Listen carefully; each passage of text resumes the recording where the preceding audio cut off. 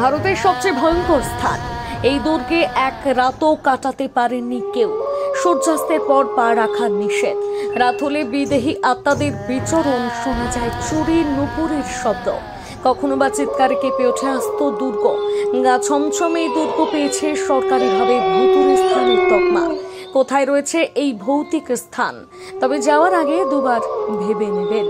এই স্থানটিকে ভারতের সবচেয়ে ভৌতিক জায়গা বলে মনে করা হয়। কেউ কেউ একে ভূতের দুর্গ বলে থাকে। কথিত আছে যে এখানে আসা ব্যক্তি ফিরে যেতে পারে না। এই কারণে গত বহু বছর ধরে মানুষ এই দুর্গে যাওয়া এড়িয়ে চলে। এখানে যাওয়ার আগে অবশ্যই দুবার ভেবে নেবেন। এখানে নাকি রাতের বেলা বিদেহী আত্মারা ঘুরে বেড়ায়। বুকের পাটা না থাকলে এই দুর্গে যাওয়া উচিত নয়। কোন জায়গার কথা বলছি জানেন? রাজস্থানের ভানগড় দুর্গ বিশ্বের সেরা 10টি ভুতুড়ে স্থানের মধ্যে একটি ভানগড় দুর্গ। ভারতের ভৌতিক স্থানগুলোর মধ্যে একেবারে প্রথম স্থানে রয়েছে এই কেল্লা। একদিকে গা ছমছমে নিস্তব্ধতা, আর একদিকে প্রকৃতির নীরব সৌন্দর্য। রাজস্থানের ভানগড় দুর্গ ইতিহাসের সাক্ষ্য বহন করলেও ক্রমে ক্রমে তা হয়ে উঠেছে ভৌতিক স্থান। সপ্তদশ শতাব্দীতে তৈরি হওয়া রাজস্থানের ভানগড় দুর্গ ভারতের ভুতুড়ে স্থানগুলোর মধ্যে অন্যতম। বিকাল 5:30 থেকে কেল্লার ভেতর থেকে পর্যটকদের বের করে দেওয়া শুরু করে নিরাপত্তা কর্মীরা। কারণ সূর্য ডোবার পর তেনারা বেরিয়ে আসেন, তখন তাদের অধীনে চলে যায় দুর্গটি। জানেন, এই কেল্লা এতটাই ভয়ঙ্কর যে আশেপাশে গড়ে উঠতে পারেনি কোনো বসতি। গোটা এলাকায় এক অজানা আতঙ্ক ছেয়ে রয়েছে আজও। স্থানীয়রা বিশ্বাস করেন এই দুর্গের সীমানাতে ঢুকলেই অদ্ভুত অনুভূতি ঘটে সবার সঙ্গে। মনে হয় কেউ যেন অনুসরণ করছেন। কিভাবে সৃষ্টি হলো এই দুর্গের? ইতিহাস ঘেটে জানা যায় সম্রাট আকবরের সেনাপতি মান সিং এর ছোট ভাই মাধো সিং সপ্তদশ শতাব্দীতে এই দুর্গটি নির্মাণ করেছিলেন। ভুতুড়ে তকমা পেলেও আভিজাত্য এখনো স্পষ্ট। আরাবল্লী পাহাড়ের পাদদেশে অবস্থিত 158 হেক্টর জায়গা জুড়ে থাকা ভানগড় দুর্গে 5টি ফটক দিয়ে প্রবেশ করা যায়। প্রধান ফটকটির নাম স্থানীয়রা রেখেছে ভূত বাংলো। বাকি 4টি ফটকের নাম Lahori gate, Ajmeri gate, Phulbari gate ও দিল্লি গেট। 237 বছর ধরে পরিত্যক্ত হয়ে থাকা দুর্গটি একসময় প্রায় ছোটখাটো একটি শহর ছিল। দুর্গের ভেতরে আছে প্রচুর প্যালেস, হাভেলি, মন্দির ও দোকান বাজারের ধ্বংসাবশেষ। মন্দিরগুলোর মধ্যে সবচেয়ে দর্শনীয় মন্দিরগুলো হলো হনুমান মন্দির, সোমেশ্বর মন্দির, কেশর রায় মন্দির, মঙ্গলা দেবী মন্দির, গণেশ মন্দির ও নবীন মন্দির।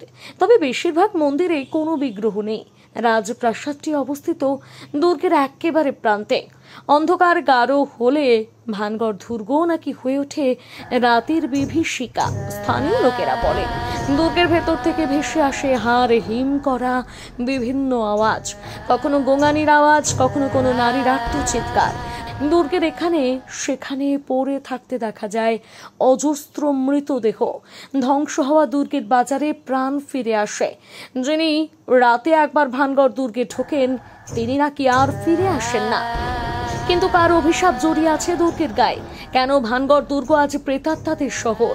ভানগড় দুর্গের বিষণ্ণ বাতাস জানায় যে কাহিনী, তা হলো আরাবল্লী পর্বতের পাহাড়ি ঢালে শুয়ে থাকা অসংখ্য ঝর্ণা আর মায়াবী সবুজে ঘেরা জায়গাটা পছন্দ হয়ে গিয়েছিল রাজা ভগবন দাসের। আকবরের সেনাপতি অম্বরের রাজা মান সিং এর ভাই রাজা মাধো সিং এর পুত্র ভগবন দাস, তিনি তার পুত্র আজব সিং এর জন্য একটি দুর্গ নির্মাণের কথা ভেবেছিলেন। মন্ত্রী রাজাকে জানিয়েছিলেন এলাকাটিতে বাবা বলুনাথ নামে একজন সাধু বাস করেন। রাজা ভগবন দাসের উচিত সাধু বাবার আশীর্বাদ নিয়ে দুর্গ নির্মাণের কাজ শুরু করা। রাজার অভিপ্রায় শুনে বাধা দেননি সাধু বাবা, কিন্তু একটি শর্ত রেখেছিলেন, দুর্গটির জন্য তার কুটিরে সূর্যের আলো আসতে বাধা যেন না পায়। তার শর্ত ভাঙা হলে তার অভিশাপে ধ্বংস হয়ে যাবে দুর্গ, দুর্গের বাসিন্দারা। ধীরে ধীরে গড়ে উঠতে শুরু করে সুবিশাল ভানগড় দুর্গ। কিন্তু দুর্গের কাজ শেষ হওয়ার আগে প্রয়াত হয়েছিলেন রাজা ভগবন দাস। দুর্গ নির্মাণের ভার নিয়েছিলেন ভগবান দাসের পুত্র আজব সিং। দুর্বিনীত আজব সিং এর ব্যবহারের জন্য কেউ তাকে পছন্দ করতেন না। বাবা বালুনাথকে তার পিতার দেওয়া কথার মান রাখেননি আজব সিং। দুর্গের একটি গম্বুজ এমন ভাবে বানিয়েছিলেন সাধু বাবার কুটিরে সূর্যের আলো আসা বন্ধ হয়ে গিয়েছিল। ক্রোধে কাঁপতে কাঁপতে সাধু বাবা অভিশাপ দিয়েছিলেন, ধ্বংস হয়ে যাবে অহংকারীর দুর্গ। বাবা বালুনাথের শাপে ধ্বংস হয়ে গিয়েছিল এই ভানগড় দুর্গ। মারা গিয়েছিলেন দুর্গের সব আদিবাসী। প্রয়াণের পর বাবা বালুনাথকেও নাকি ওই দুর্গের পাশে সমাধিস্থ করা হয়েছিল। রাতের অন্ধকারে আজও নাকি তাকে দেখা যায় দুর্গের মধ্যে ঘুরে বেড়াতে। ভানগড় দুর্গে প্রেতাত্মার উপস্থিতির কথা গুজব বলে উড়িয়ে দিয়েছিলেন জয়পুর সার্কেলের পুরাতত্ত্ব বিভাগের সুপারিনটেন্ডেন্ট কুমার স্বর্ণকার। তিনি বলেছিলেন, পৃথিবীর প্রত্যেকটি পরিত্যক্ত দুর্গ প্যালেসে রাতে গেলে মানুষের এরকমই অনুভূতি হতে পারে। প্রহরীরা প্রত্যেক রাতে দুর্গ পাহারা দেন। কোনো অতি প্রাকৃতিক ঘটনা তাদের চোখে কখনো পড়েনি। তবে রাতের ভানগড় দুর্গ বিপজ্জনক। কুমার স্বর্ণকার জানিয়েছেন, ভানগড় দুর্গটি সারিস্কা টাইগার রিজার্ভের প্রান্তে অবস্থিত হওয়ায় বন্যজন্তুর ভয় আছে। তবে তিনি স্বীকার করেছেন, দুর্গে কিছু মৃত্যু ঘটেছে।